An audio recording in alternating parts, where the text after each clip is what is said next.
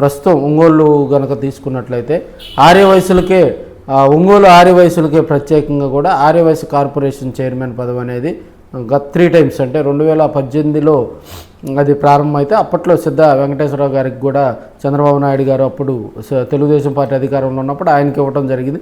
తదనంతరం జరిగిన పరిస్థితుల దృష్ట్యా 2019లో వైసీపీ గెలవటం జరిగింది. అప్పట్లో కూడా కుప్పం ప్రసాద్ ఇక్కడ లోకల్గా ఉన్నటువంటి ఒంగోలుకు చెందినటువంటి Kuppam ప్రసాద్కి 2 times YC corporation chairman పదవి కూడా ఆయనకు కట్టబెట్టడం జరిగింది. దీన్ని ఆసరాగా తీసుకొని ఒంగోలులో ఉన్నటువంటి వైశ్యులందరూ కూడా ఆర్యవైశ్య కార్పొరేషన్ చైర్మన్ పదవికి కూడా గట్టిగా పోటీగా నిలబడటం జరిగింది. ఒక ఆశావాహులైతే ఎవరికి వాళ్లే తమ అధినేత వద్ద కూడా ఎమ్మెల్యే సిఫార్సు తీసుకొని ఎమ్మెల్యేలను ప్రసన్నం చేసుకునేందుకు కూడా చాలా ప్రయత్నాలు చేసినప్పటికి కూడా వారికి పరాభవం జరిగిందనే చెప్పాలి. డుండి రాకేష్కు ఆర్యవైశ్య కార్పొరేషన్ చైర్మన్ పదవి ఇస్తూ కూడా ఒంగోలు ఆర్యవైశ్యుల మీద అయితే తెలుగుదేశం పార్టీ కూటమి ప్రభుత్వం అయితే నీళ్లు జల్లిందని చెప్పాలి.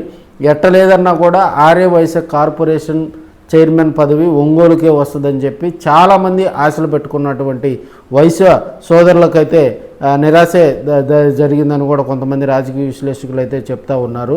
ఎందుకంటే ఆర్యవైశ్య కార్పొరేషన్ ఏర్పడిన దగ్గర నుంచి రమారమి దాదాపుగా 6 సంవత్సరాలు ఒంగోలుకు చెందిన వైశ్యులే ఇక్కడ చైర్మన్ పదవి చేశారు. వాళ్ళ టైంలో కొంత ఆర్యవైశ్యులు కూడా కొంత అండగా ఉంటాం, కొన్ని విదేశీ విద్యకు సంబంధించి కొంత ప్రయత్నాలు అయితే జరిగినాయి.